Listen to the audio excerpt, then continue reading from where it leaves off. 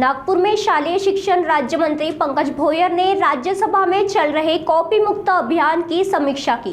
उन्होंने कहा कि अधिकांश परीक्षा केंद्रों पर परीक्षाएं सुचारू रूप से हो रही है, जबकि कुछ एक दो स्थानों पर अनियमितताएं पाई गई है और उन पर कार्रवाई की गई है। कुछ ट्यूशन क्लासेस में प्रश्न पत्रिका लीक होने की शिकायत भी मिली, जिसकी जांच चल रही है। इसके अलावा राज्य के छात्रों को नासा अमेरिका की यात्रा का मौका मिलेगा और अमरावती में एक नया शैक्षणिक केंद्र भाऊसाहेब पंकजराव देशमुख के नाम से स्थापित किया जाएगा। महाराष्ट्र शासनाच्या वतीने मागच्या वर्षापासून कॉपी मुक्त अभियान संपूर्ण राज्यामध्ये राबविण्यात येत आहे। अतिशय कडक पद्धतीने सर्व ठिकाणी परीक्षा प्रक्रिया ही अवलंबविल्या जात आहे, परंतु कुठेही छोटीशी जरी घटना झाली तरी त्याचा फार मोठा उहापोह त्या ठिकाणी करण्यात येतो। परंतु आज अतिशय आनंददायी गोष्ट ही आहे की राज्यातल्या जवळजवळ सर्व परीक्षा केंद्रांवर आधीपेक्षा अधिक चांगल्या पद्धतीने आणि चांगल्या व्यवस्थेने परीक्षा ह्या कंडक्ट करण्यात आलेल्या आहे। हां, हे निश्चित आहे की एक दोन ठिकाणी काही चुकीचे प्रकार घडले, त्याच्यावर चौकशी करून संबंधितांवर ती कारवाई करणे सुरू आहे। ट्यूशन क्लासेस मध्ये खाली 90% 95% पेपर जसा आहे तसा बोर्डचा पेपर ते सराव परीक्षेत लीक करतात, किती गंभीर बाब नाही, ह्या संदर्भात मागे काही लिंक आमच्या हातात आल्या होत्या, त्या लोकांना अटक देखील करण्यात आलेली आहे। याची सखोल चौकशी करून जे या पद्धतीचं कृत्य करतात त्यांच्यावर कारवाई करण्याची प्रक्रिया सुरू आहे। उमरेडमध्ये कुठेतरी पेपर सेट करणाऱ्यांनीच तो पेपर फोडला होता। खरं तर नियमावली अशी काय, एकदा का पेपर तुम्ही सेट केला तर तो नष्ट करावा लागतो, तो स्वतःजवळ बाळगता येत नाही। उमरेडमध्ये असा प्रकार उघडकीस आला। या संदर्भात काही माहिती शालेय शिक्षण विभागाकडे आलेली आहे, त्या अनुषंगाने चौकशी देखील चालू आहे।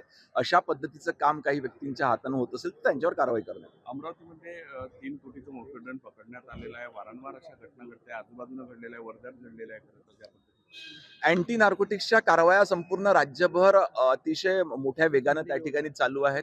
याचाच एक भाग म्हणून वेगवेगळ्या ठिकाणी ज्या कार्यवाही करण्यात येते त्या अनुषंगाने अमरावतीमध्ये देखील ती घटना समोर आलेली आहे।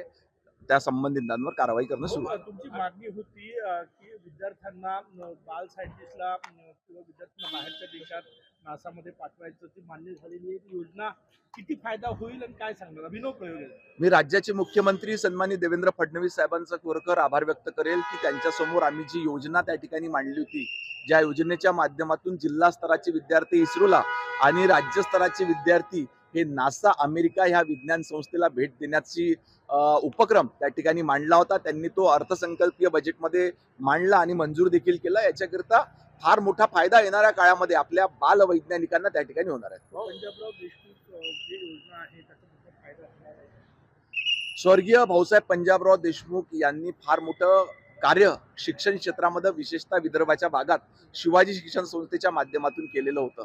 त्यांचं हे कार्य अजरामर राहावं, त्याच पद्धतीने त्यांनी केलेल्या कार्याची ऊर्जा ही नवीन पिढीला भेटत राहावी, याच्याकरता आम्ही मागणी केली होती आदरणीय मुख्यमंत्र्यांकडे की अमरावती विभागातले आमचे शालेय शिक्षण विभागाची जितकी कार्यालय आहे ते एकत्रित करून त्याचं एकत्रित शैक्षणिक संकुल करून त्याला भाऊसाहेब पंजाबराव देशमुख नाव देण्यात यावं, ज्याची घोषणा त्या ठिकाणी माननीय मुख्यमंत्री महोदयांनी आपल्या अर्थसंकल्पीय भाषणामध्ये केली।